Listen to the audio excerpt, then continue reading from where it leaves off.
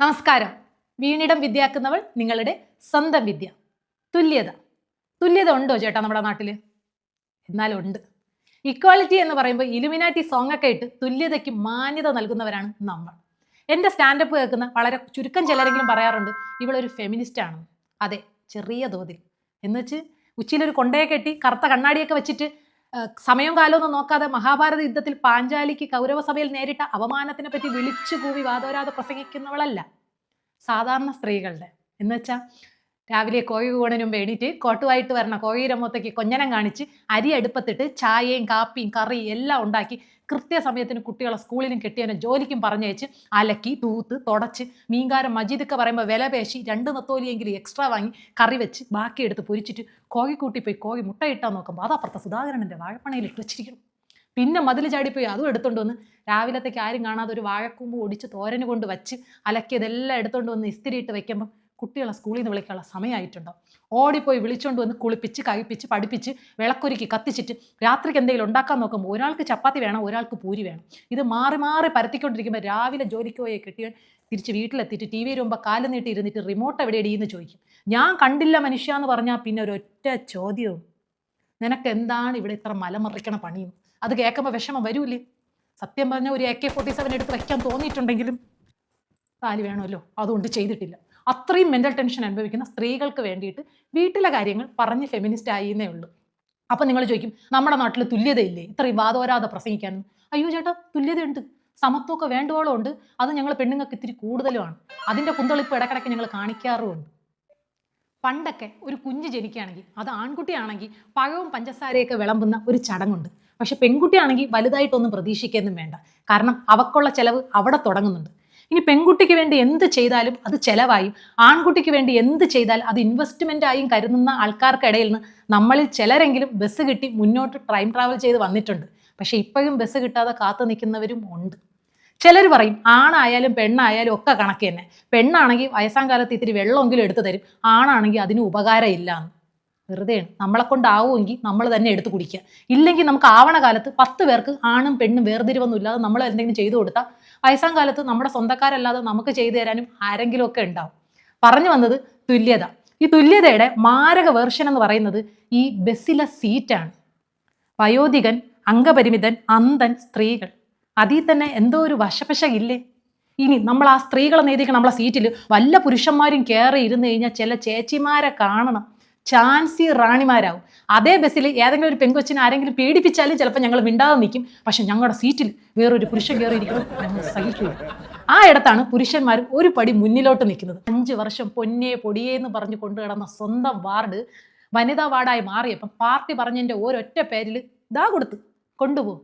അവരുടെ മഹാമനസ്സ് പറഞ്ഞപ്പോഴാണ് ഓർത്തത്. സമത്വം കിട്ടിയത് പോരാന്നും പറഞ്ഞുകൊണ്ട് നമ്മുടെ തെങ്ങേറ്റക്കാരൻ വാസുവാമൻ്റെ ഭാര്യ ഇന്റർനെറ്റ് വഴി ഓൺലൈനായിട്ട് തെങ്ങേറ്റം പഠിച്ചിട്ട് ഓടിപ്പോയി തെങ്ങിൻ്റെ മണ്ടയിൽ ഒറ്റക്കയറ്റം.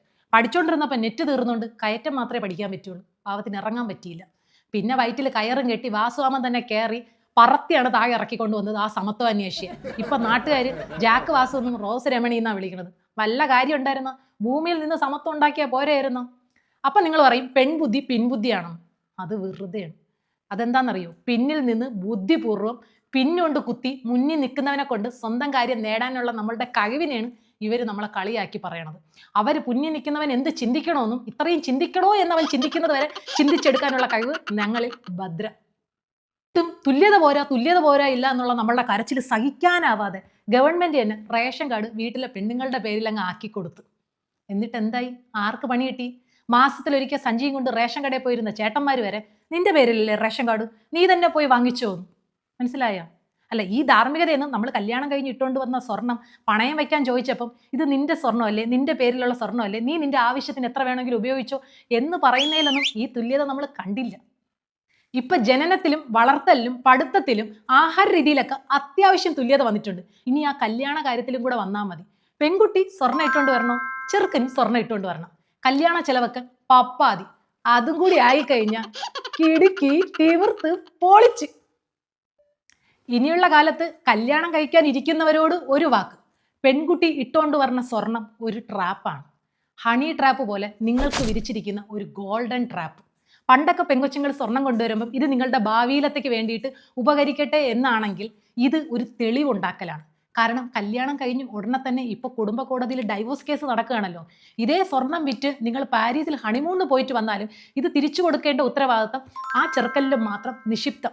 അയ്യോ ഒന്നും വേണ്ട എന്ന് നമ്മൾ പറഞ്ഞാലും അയ്യോ പെൺകുട്ടിയുടെ വീട്ടുകാർ ഇത് ഞങ്ങളുടെ അഭിമാനത്തിൻ്റെ പ്രശ്നമാണ്, ഞങ്ങളുടെ മോള് ഇത്രയും സ്വർണ്ണം ഇട്ട് ഇറങ്ങണമെന്നും പറഞ്ഞ് അവർ കൊടുത്തു വിടുന്നത് ഭാവിയിൽ ഇങ്ങനെയുള്ള സമയത്ത് ഇത് സ്ത്രീധനമായി ഡിസൈൻ ചെയ്ത് കാണിക്കാൻ വേണ്ടിയിട്ടാണ്.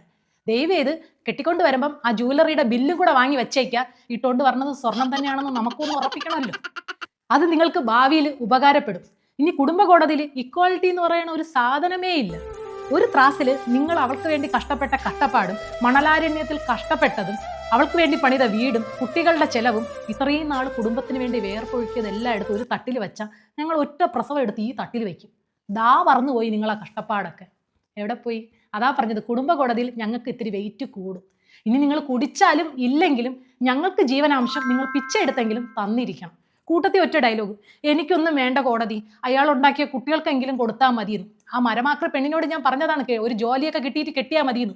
എങ്കിൽ ഇപ്പൊ വന്ന് കൈനീട്ടി നിൽക്കേണ്ട കാര്യം ഉണ്ടായിരുന്ന. ഇപ്പൊ അവക്ക് ജീവൻ പോയാലും ജീവനാംശം കിട്ടണമെന്ന്. എല്ലാവരുടെ കാര്യമല്ല കേട്ടോ, അർഹതയില്ലാത്ത ചുരുക്കം ചിലരുടെ കാര്യം. ഇനി കുടുംബ കോടതി ചോദിച്ച് വേറെ എന്ത് തന്നെ കേസായാലും, അതിന് പീഡനമോ കൊലപാതകമോ, പീഡനത്തിന്റെ ഇടയിൽ കൊലപാതകം ആയാൽ പോലും ഈ നീതിയും തുല്യതയൊന്നും കിട്ടുമെന്ന് പ്രതീക്ഷിക്കേണ്ട. കാരണം അവിടെ തെളിവുകളൊന്നും പോരത്ര.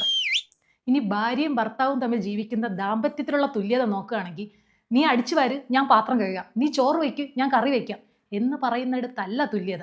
തൻ്റെ പങ്കാളിക്ക് എവിടെ എന്തിൻ്റെ കുറവാണോ എന്ന് മനസ്സിലാക്കി മറ്റുള്ളവർ മുമ്പിൽ താഴ്ത്തിക്കെട്ടാതെ ഒപ്പം ചേർത്ത് നിർത്തുന്നിടത്താണ് തുല്യത വേണ്ടത്. മക്കളുടെ മുന്നിൽ അച്ഛൻ്റെ അമ്മയുടെ വാക്കിന് ഒരേ വിലയാണെന്ന് കാണിക്കുന്നിടത്താണ് തുല്യത വേണ്ടത്. ഇനി രണ്ടുപേരും വരുമാനം ഉണ്ടാക്കുന്നുണ്ട്, രണ്ടുപേരും തുല്യമാണ് ഒരു വീട്ടിലത്തേക്ക് വേണ്ടി ചെലവഴിക്കുന്നത് എന്ന് പറയുന്നിടത്തല്ല തുല്യത. തന്നിലൊരാൾ ഇല്ലാണ്ടായി പോയാൽ പങ്കാളി വിഷമിക്കരുതെന്ന് കരുതി വെക്കുന്നില്ലേ, അവിടെയാണ് തുല്യത വേണ്ടത്. ഇനി അഥവാ പങ്കാളിക്ക് വരുമാനം ഇല്ലെങ്കിൽ ചോദിക്കാതെ സ്വാതന്ത്ര്യത്തോടെ എടുക്കാൻ പാകത്തിന് ആ പേഴ്സ് എടുത്ത് വെക്കുന്നില്ലേ, അവിടെയാണ് തുല്യത വേണ്ടത്. എന്തിന്? വീട്ടിലൊരു നായ്ക്കുട്ടി വളർത്തണമെങ്കിൽ പോലും അവൻ ഓർ അവൾ അതിന് ഓക്കെ ആണോ എന്നൊന്ന് ചോദിക്കുന്നിടത്താണ് തുല്യത വേണ്ടത്. വിവരമുള്ളവർ പറഞ്ഞിട്ടുണ്ട്, 50-50 അല്ല തുല്യത. ചില സമയം അത് 30-70, 60-40 ഒക്കെയായി മാറും. ആ തുല്യതയ്ക്കും അതിൻ്റെതായ ഭംഗിയുണ്ട്, മനോഹാരിതയുണ്ട് അല്ലേ? Thank you.